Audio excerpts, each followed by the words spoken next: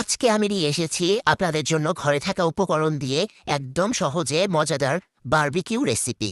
আজকে আমি এই ভিডিওতে দেখাবো আমি মেরিনেটটা কিভাবে করলাম, কি কি মশলা ইউজ করলাম। আপনাদের সুবিধার জন্য আমি সাইটে সবগুলো মশলার নাম লিখে দিচ্ছি, আপনারা চাইলে স্ক্রিনশট দিয়ে রাখতে পারেন যাতে আপনারা সবকিছু হাতের কাছে নিয়ে মেরিনেটটা করতে পারেন। সরি, আমি তো বললামই না যে আমি কি বারবিকিউ করব। তো আজকে আমি চিকেন বারবিকিউ করব। ভাই বিশ্বাস করবেন না, এত মজা হয়েছিল যে আমার এখন এডিট করতে এসেও খেতে মন যাচ্ছে। আমি বেশি এক্সাইটমেন্টে ভুলে সোয়াবিন তেল দিতে নিয়েছিলাম, কিন্তু পরে আবার সরিষার তেল দিয়েছি। আর হ্যাঁ, আমি আবারও বলি আমি কিন্তু ঘরে থাকা উপকরণ দিয়ে বানাচ্ছি। আর হ্যাঁ, এভাবেও কিন্তু অনেক অনেক অনেক মজা হয়েছিল। আপনারা চাইলে এভাবে একবার হলেও ট্রাই করতে পারেন।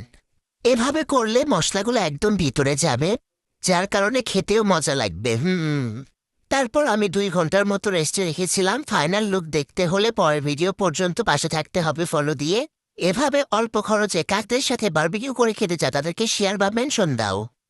আর হ্যাঁ, আরেকটা ইম্পর্টেন্ট কথা বলে, তোমরা যদি আমাদেরকে বেশি বেশি সাপোর্ট করো তাহলে শুধুমাত্র তোমরা তোমাদের 2 নাম্বার আপু মানে ছোট আপুর ভিডিও দেখতে পারবা।